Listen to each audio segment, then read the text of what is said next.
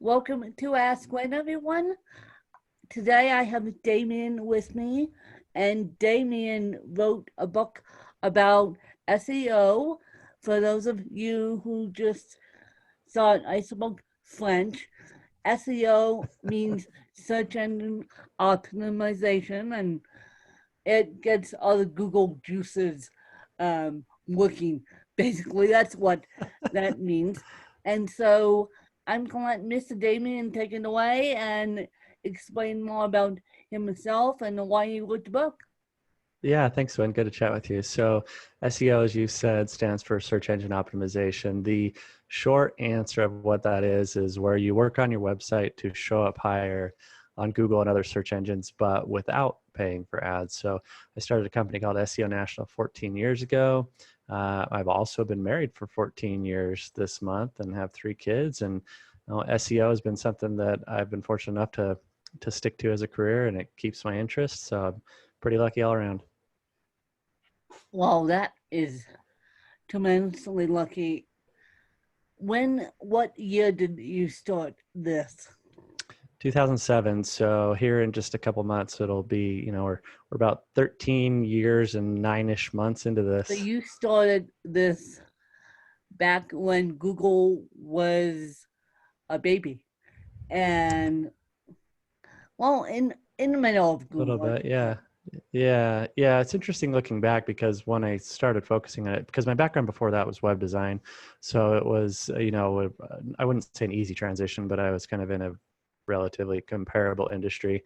But yeah, it's interesting looking back and realizing that Google was fairly in its infancy, and all these other things now that you kind of take for granted and think are just normal. Back then I didn't really notice how new they were. So, okay, for anyone listening who doesn't have a website now, you should probably get one. I know there's a lot of free hosts out there, but how would you recommend that someone, i.e., me, use search engine optimization to get higher up in Google? Because when you type in Ask When, for the example, my main podcast, it Mhm. pops up as Ask When an Apple podcast. It doesn't necessarily pop up as askwin.weebelieve.com. It pops up in Apple Podcast as Mhm. Ask When, and people have to go find me and literally find me. And then, so even though my website is over 10 years old, I Mhm. know there's something I could and should and would be doing. It's going to depend on your industry. You have a good example. So where the reason why Apple is showing up likely in your case is because more people use Apple devices to listen to podcasts Yeah, than they go to your Weebly yeah, site to yes. listen to the podcast. So Google tries to show the website that will best solve the customer's question or problem. And so because more people likely use Apple to learn more about you than Weebly, then Google's going to suggest Apple. So, I mean, it's going to depend on your industry. If you're a retail versus a product versus a service. I've worked with mom and pop small clients to $1 billion companies, and every time the strategy, there's a lot of things you do similarly, but to really maximize SEO, you kind of have to customize it for whatever your specific thing is Okay. because you have a different audience. Yeah, because no wonder why Apple Podcast is popping up when they first Google asked when you guys, because Google's the big giant. We believe I'm just a part of, because that's my website host. Google's a big Apple Podcast. I keep saying Google, but Apple Podcast is a bigger player than even Google Podcast, and we will combine. Yeah, and another thing that you can consider is Google also pays attention to, like you said, your host is Weebly. So if your website is askwin.weebly.com instead of askwinpodcast.com, just making up a random example, Yeah. then Google also will pay attention to the credibility of the domain, the website name.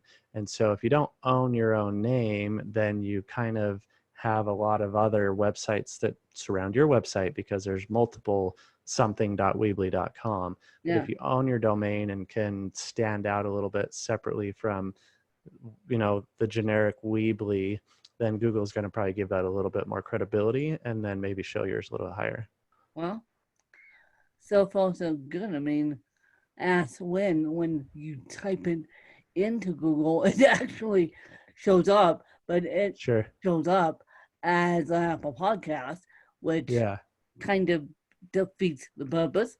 But as soon as we get to the point where I can own my own domain, you guys, I will definitely do that because um, Google is Google, and Google's changing every 2 seconds. I mean, even with the pandemic, it's changing its algorithms every 2 seconds to Mm-hmm. meet the needs of the pandemic.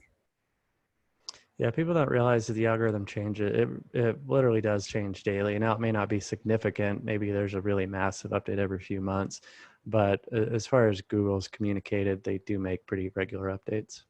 Yeah, I mean, they've now got on Google Maps coronavirus warnings Yeah. on when you walk into places now.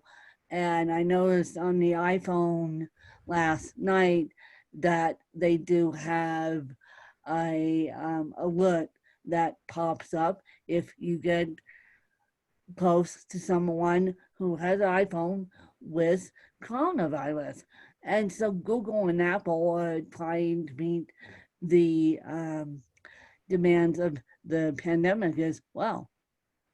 Yeah, it's interesting what they can do with data if you opt in and Yeah. you say you know, if you turn on that alert feature and you get tested, and you know, it's not like there's a built-in corona test in your phone, but if you get tested and then you mark positive in your phone, then yeah, it can share that data. It's just like you said, Google Maps, or when you're driving and you're using the GPS. The reason why Google knows that there's a delay down the road is because 100 million other people have Google Maps on their Have phone, and the GPS tells them that there's a whole bunch of people sitting still. And so yeah. it can share that data it can crowdsource that data to share it with the audience. Now what now for purposes of anonymity here, what is your favorite client you have worked with, aka what is your success story, and what is the client that drove you, let's say, cuckoo bananas, and you couldn't help them to save your life, probably. A couple stories come to mind. So, you know, the one that's always exciting, that's kind of bragworthy, is working with the Utah Jazz's retail division team store. So I'm in Utah, and so working with a division of the Jazz is exciting, and so that's kind of a fun one. As far as, you know, one of my first clients, we still have, I don't know, maybe a dozen clients from 14 years ago with us still today. And so they've been with us since year one. And there's a few of them that have gone from, I won't say who, but there's one client that went from doing about $80,000 a year in online sales to $1.2 million a month. And so it's cool to Excuse see me. those. Yeah, it's cool to Excuse see me. those That is small. a huge jump in the time span of the internet. Um, Yeah. in the internet in Google land, that is a huge jump. Yeah, so it's cool to see, you know, good people with good products find success. As far as Cuckoo, it's you know, I've been pretty lucky enough in my career to, you know, as you grow and you provide good results for other businesses, then they invite you into their inner circle, and then they Yeah. refer other people with you. So I've been pretty fortunate to have good referrals, and I'm in a position where we can say no. And so if I can tell someone's going to drive me cuckoo, I just say no before it even You happens. just say no and walk away. You Yeah. just say no and walk away. Yeah. Well, for those of you that don't know, my origin story of how I became an entrepreneur is I grew up with an entrepreneur, and my dad was an entrepreneur up until 2010 when my mom passed away. So he had to give up his um, job and his business to take care of me. Long story short, but it was so funny because when the Googles and the AOL came about, he goes, "No, I don't want a website. I barely want to be in a phone book."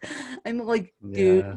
I, and he did very well by that philosophy, very well. And Hmm. I'm like, dude, all the rest of your competition is on Google.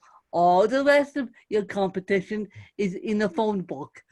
You kind of need to go with some time there, but he somehow did very, very well with his philosophy of I don't want a website, I don't want to be Googleized, I don't want to be barely in the phone book, and I'm Yeah. like, okay.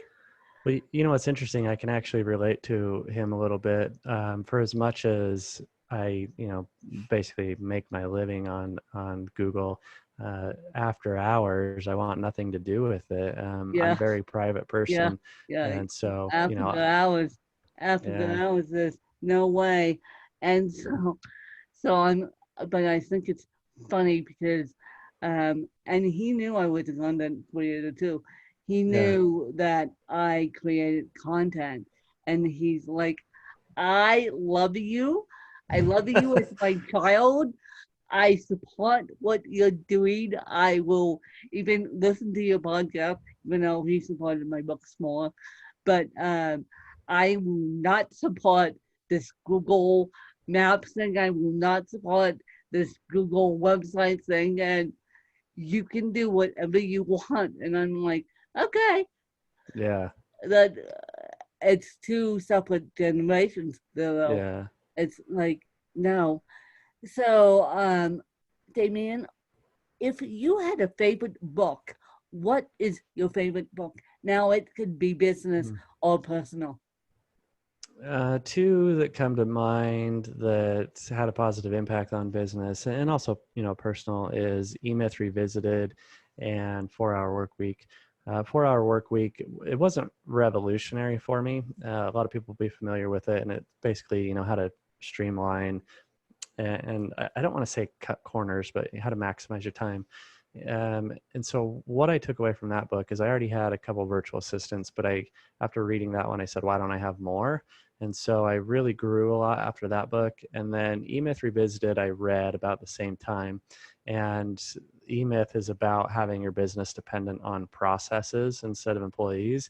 And that's really when the combination of the two, being able to bring in, document your processes and then delegate that to some virtual assistants, is really when my company started to grow. Yeah.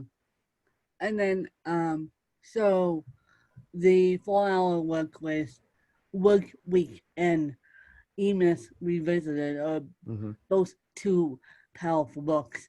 Yeah. And so after you guys listen to this, go go searching on go searching on Audible, Emus Revisited, and of course the 4 hour work week.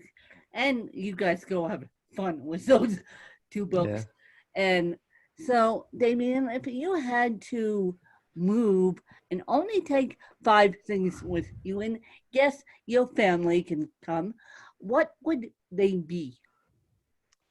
Um, I would grab my laptop because that's my Yes, whole that's your business. lifeline. Yeah. I suppose I'd grab my cell phone. Is my house burning down? Is that what's going on?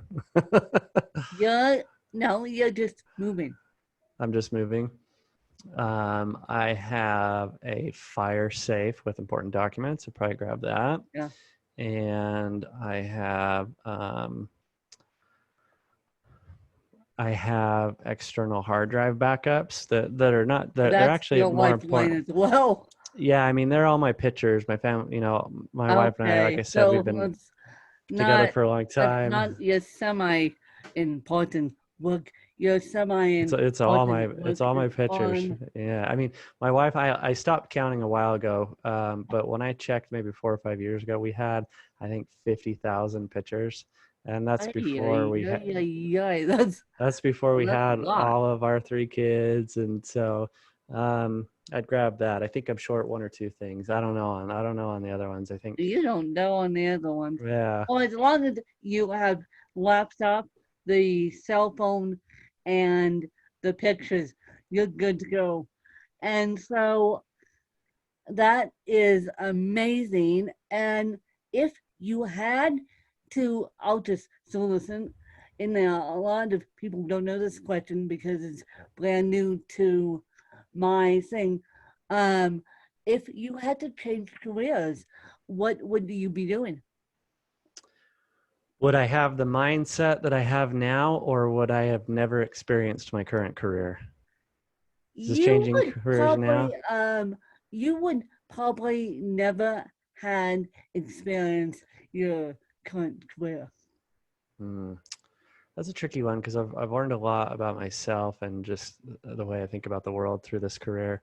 Um, the path I was heading down was web design. I probably would have been something similar. If I had to choose something though, I'm gonna cheat and I'm gonna say that I get to have my current mindset.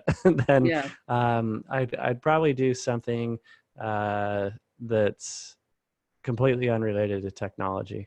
The more I get into it, the more that I appreciate being outdoors and just having real conversations. And I don't know, I think what I'll do next after how long I run SEO National is probably go into some sort of consulting. And I've kind of found a new enjoyment in just helping other entrepreneurs. So probably some sort of consulting. Yeah, okay, probably some sort of consulting because you you like talking to people, but at the same time you like stepping away from well, right now we can't step away from technology because of mass laws and everything else, but um you like helping people. You Mm-hmm. don't like necessarily you do like helping the websites, but you like helping the people and the websites. Yeah, that's fair to say. I mean, a lot of times I have the right people send me the right message, Yeah, and I help them out, and I'll do yeah, something for free. And I'm always rooting for the underdog. yeah, exactly. And so, what is your morning routine? So I historically would wake up at 5, not because I really enjoy it. I'm not a morning person, but I like getting a head start on the day, and I feel like it makes me productive and gives me forward momentum for the day. If I sleep in until 7 or 8, I feel like I lost so much opportunity.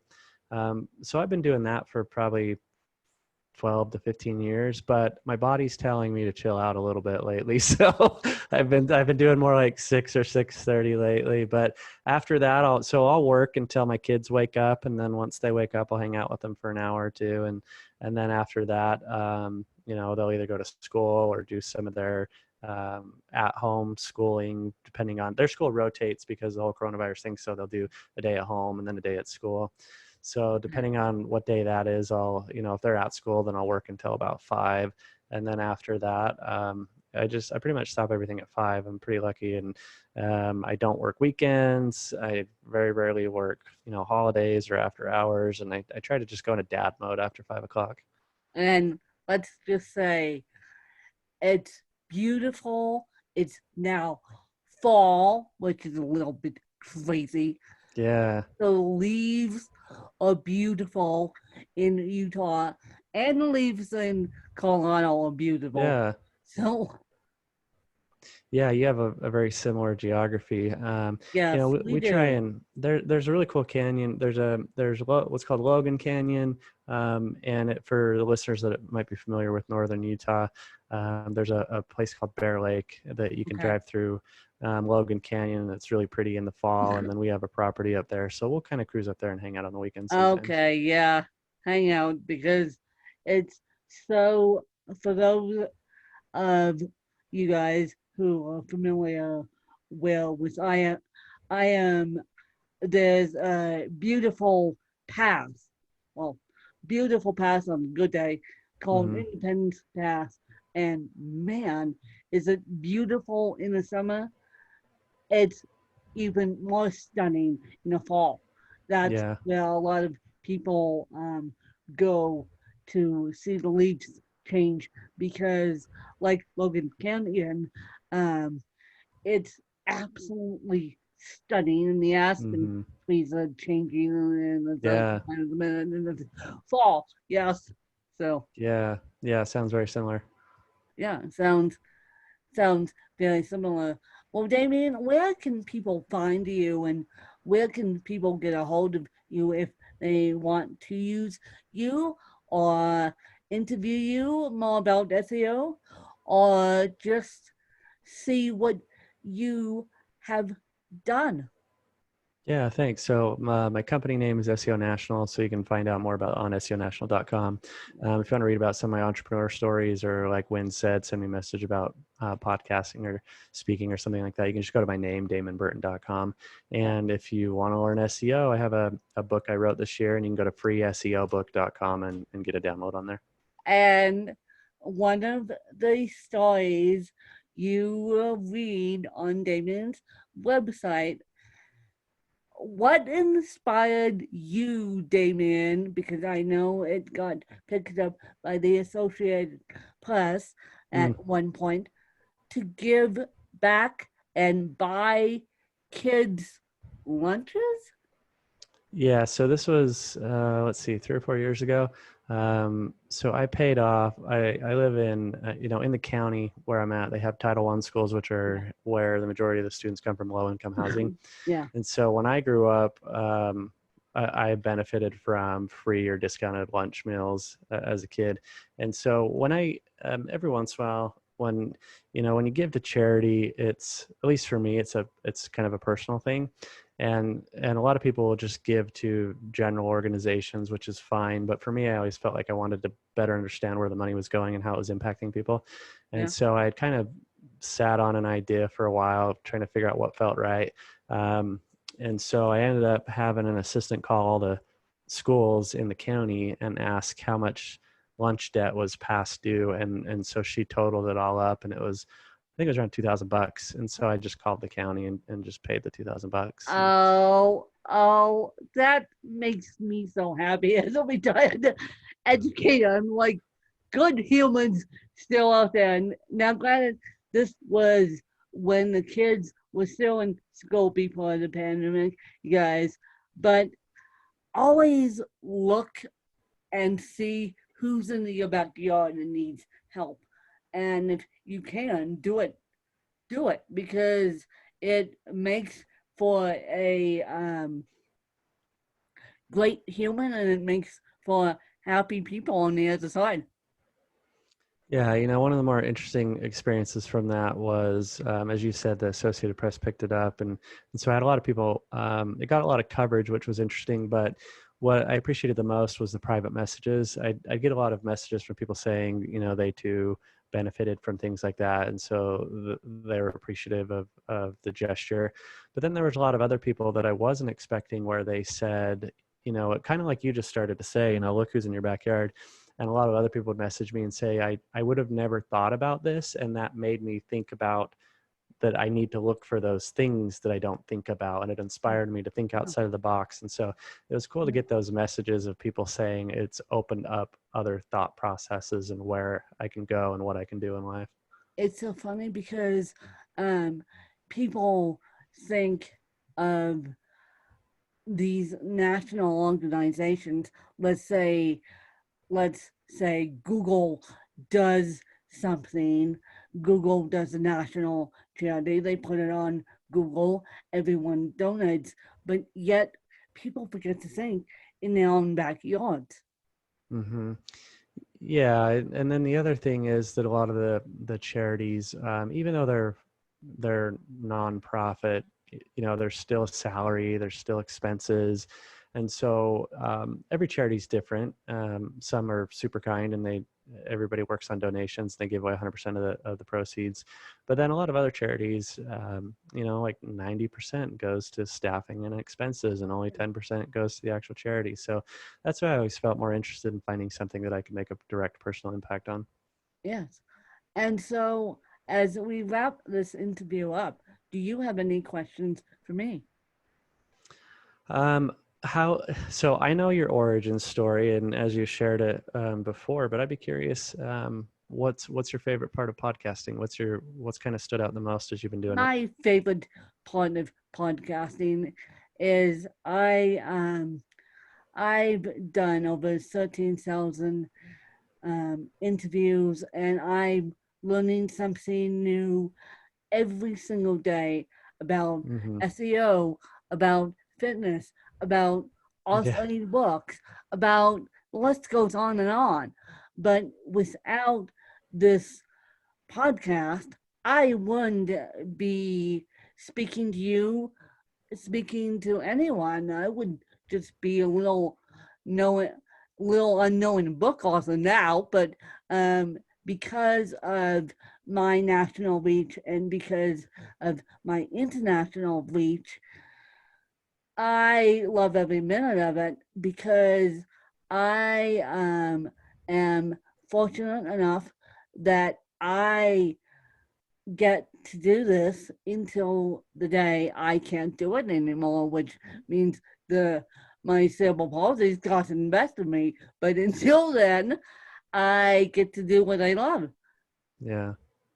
Yeah, it's nice, I I'd say the same thing. I enjoy going on these podcasts just because you get to meet new people that you wouldn't have met otherwise. Yeah, no. I mean, y- you and I, because I saw LinkedIn piece that one of my connection shared, and it was you speaking, and I'm like, okay, that's the next podcast interview, and you and I only had a pre-call yesterday, and you Yeah. said, yeah, and then we turned around and did a podcast and do Next day. 15 today, and I'm like, okay, that's how we roll. I mean, you never know who you're going to meet.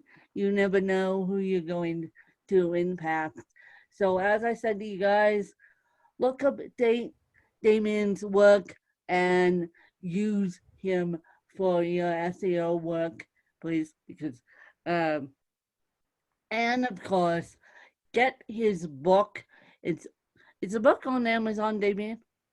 Yeah, there's a physical copy. It's 150 pages, so Okay, it's a book. it's a Or you book. can get the PDF copy for It's a free. book Yeah. on Amazon, you guys. Hmm. But when you do, leave a review, you guys, because that will help the eyeballs of other people that want to learn about SEO, because um, that helps all independent authors.